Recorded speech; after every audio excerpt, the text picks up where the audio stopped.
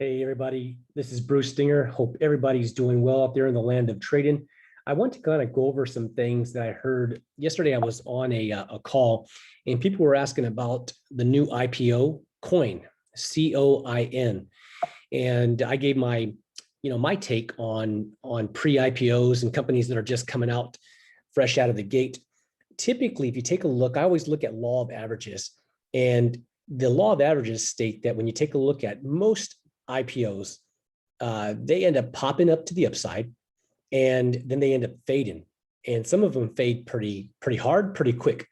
And that was the case with Coin. And my response yesterday, before it actually IPO'd, was that I said, I'm interested, but I'm not gonna enter until about 4 to 6 weeks. And that's typically the time frame that I've noticed that when a company goes IPO, usually the stock will take off and then it's going to fade. Everybody gets all excited. They're anxious to get into it and they're chasing the stock up. And then what does it do? It ends up fading and pulling back down. And we saw that aggressively with Coin. And I'm going to pull the chart up and you can take a look at this real quick.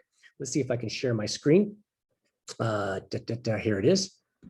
So if you take a look at this, you can see Coin moved up to about $429.54 today. And at the same time, it had a low of $310. What I like doing is, and now that you can kind of see the volatility of the movement, this is one of the reasons I stay away from stocks that are just coming out of the gate. I wait, and I'm going off of numbers. Most, not all, but most stocks will do that same thing. They'll go ahead and they'll pop up, and then they fade. And what I look for is a consolidation period. And that consolidation period where it starts to build a base typically takes around 4 to 6 weeks. That's when you can start to go ahead and get an idea of where this stock is finally starting to settle. And if you're still interested, if it has strong leadership, if it's in the right industry group, then you go ahead and you make a decision on whether or not you want to get into it. Let me give you one more example before we go here. And this is on a company.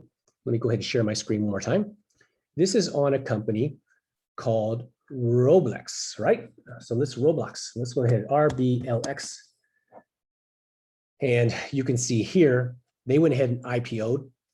They went up as high as 92.01, pulled all the way down in a very short period of time to $60.05, or $60.50 rather. And then, and this was back on around March the 10th area. And this is what today? Today's April the 14th.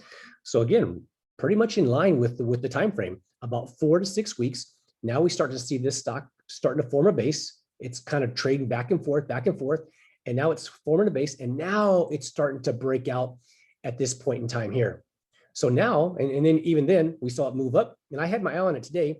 I want to see what it does tomorrow to see if it holds that area. But this is what I'm saying. You don't need to rush into a trade just to lose money. You take a look at the law averages, most stocks will go ahead and do exactly what these things have done. They'll pull up to the upside and then they'll fade. Wait for it to base, wait for some confirmation to show that it's going ahead and form in that area of a base. And then if you want to make a decision to go ahead and get in, take that opportunity. This is Bruce Stinger with BruceStinger.com. Hope you found that helpful. Take care, guys.